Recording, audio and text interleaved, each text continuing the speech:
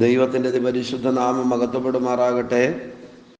ഈ നല്ല പ്രഭാതത്തെ ഓർത്ത് കർത്താവിനെ സ്തുതിക്കുന്നു. ഇന്ന് പ്രഭാതത്തിലും പ്രാർത്ഥനയോടെ ദൈവപാദപീഠത്തോട് അടുത്ത് വരുവാൻ ഒരവസരം കൂടെ കർത്താവ് നമുക്ക് നൽകി തന്നു.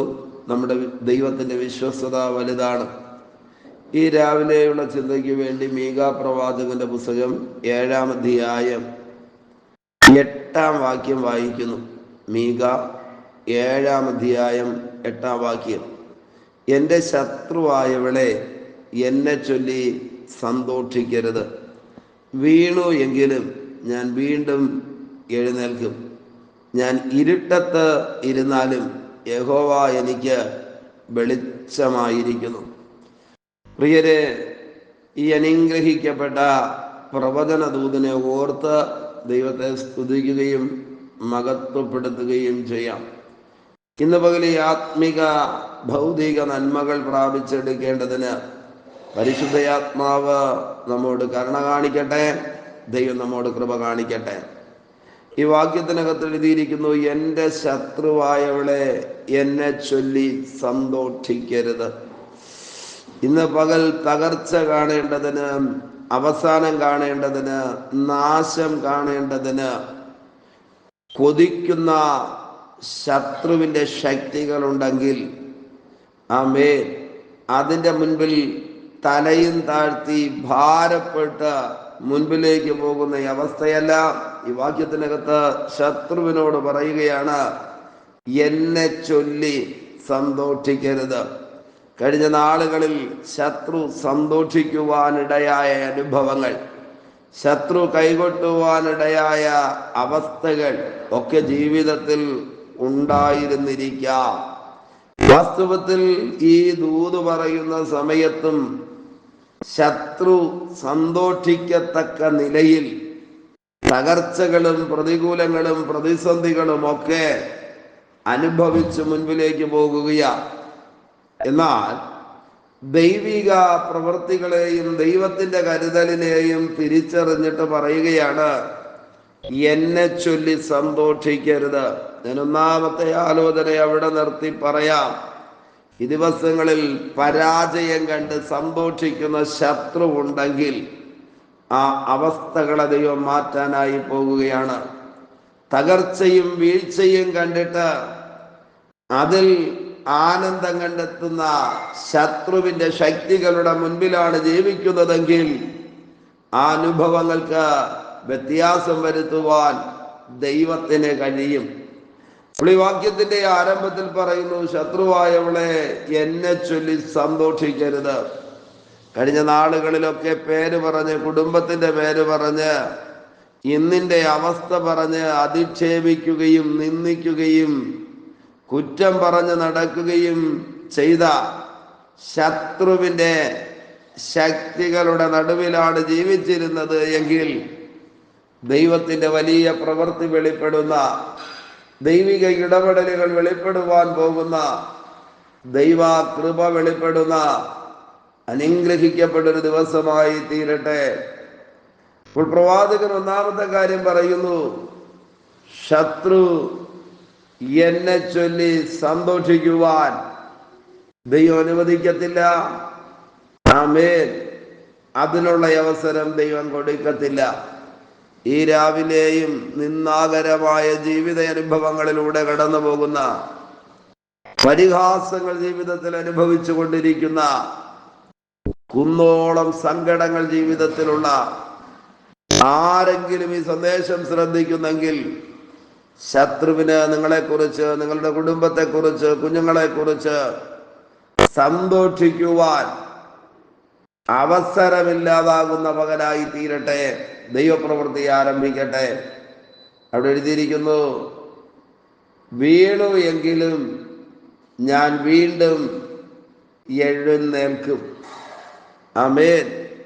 ജീവിതത്തിൽ വീണു പോയിട്ടില്ലാത്ത, പരാജയപ്പെട്ടു പോയിട്ടില്ലാത്ത, തകർന്നു പോയിട്ടില്ലാത്ത ആരാ ഉള്ളത്?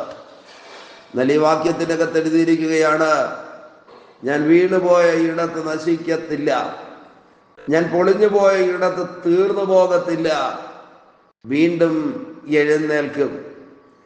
വീണ്ടും എഴുന്നേൽപ്പിക്കുന്ന, വീണ്ടും ഉയർത്തുന്ന, വീണ്ടും മാനിക്കുന്ന, വീണ്ടും മുൻപിലേക്ക് പോകുവാൻ കരുത്ത് നൽകുന്ന ദൈവശക്തി ഇന്ന് പകൽ ചില മേഖലകളെ തൊടട്ടെ. ഈ തിരുവചനം വിശ്വസിക്കാമോ? ഞാൻ വീണ്ടും എഴുന്നേൽക്കും. പിശാച് ഇരുത്തിയാൽ, ലോകം തളർത്തിയാൽ, കൂട്ടുകാർ തള്ളിയിട്ടാൽ, ഈ പകൽ ഹൃദയം കൊണ്ട് വിശ്വസിക്കുകയും ഏറ്റെടുക്കുകയും ഞാൻ വീണ്ടും എഴുന്നേൽക്കും. ദൈവം ഒരു എഴുന്നേൽപ്പ് തരുന്ന അനുഗ്രഹിക്കപ്പെട്ട പ്രഭാതമായി തീരട്ടെ. ഏതെല്ലാം മേഖലകളിൽ വീണുപോയ, തകർന്നുപോയ അനുഭവങ്ങളുണ്ടോ, ആ എല്ലാ മേഖലകളിലും ദൈവം ഒരു എഴുന്നേൽപ്പിനെ തരുന്ന, എഴുന്നേൽപ്പിക്കുന്ന, അതിനുവേണ്ടി കരം തരുന്ന, അതിനുവേണ്ടി ശക്തിയെ തരുന്ന, സാഹചര്യങ്ങളെ ഒരുക്കി തരുന്ന ദൈവപ്രവർത്തിക്കുന്ന പകൽ വെളിപ്പെടട്ടെ. ആമേൻ. ഒന്ന്, ശത്രു സന്തോഷിക്കുന്ന അവസ്ഥയെ ദൈവം മാറ്റും. രണ്ട്, ഇതൊരു എഴുന്നേൽപ്പിന്റെ പ്രഭാതമായി ആക്കി മാറ്റുവാൻ കർത്താവിന് കഴിയും. ദൈവം അത് ചെയ്യും. മൂന്നാമത്തെ കാര്യം എഴുതിയിരിക്കുന്നത്, ഞാൻ ഇരുട്ടത്തിരുന്നാലും യഹോവ എനിക്ക് വെളിച്ചമായിരിക്കുന്നു. പ്രിയരെ, ഇരുളുകളെ ദൈവം മാറ്റുവാനായി തുടങ്ങും. പ്രകാശമായി ദൈവം വെളിപ്പെടുവാൻ തുടങ്ങും. ജീവിതത്തിന്റെ സമസ്ത മേഖലകളിലും ഇരുള് കയറിക്കൂടി എന്തായി തീരുമെന്നറിയാതെ വേദനാജനകമായ സാഹചര്യങ്ങളിലൂടെ കടന്നു പോകുന്നവരുണ്ടെങ്കിൽ ഇന്ന് പകൽ ഈ തിരുവചനം ഹൃദയത്തോട് ചേർക്കാമോ? ഈ പ്രവചന ദൂതുകളെ ഏറ്റെടുക്കാമോ? ഈ തിരുവചനത്തിനകത്ത് എഴുതിയിരിക്കുന്നത് നമുക്ക് വേണ്ടി ചെയ്യുവാൻ ദൈവം സർവശക്തനാണെന്ന് തിരിച്ചറിയാമോ? 3 ഗൗരവമുള്ള ചിന്തകളാണ് ഈ രാവിലെ ഞാൻ പറഞ്ഞത്. ഒന്ന്, സന്തോഷിക്കുന്ന ശത്രുവിന്റെ ശക്തികളെ ദൈവം ഇല്ലാതാക്കും.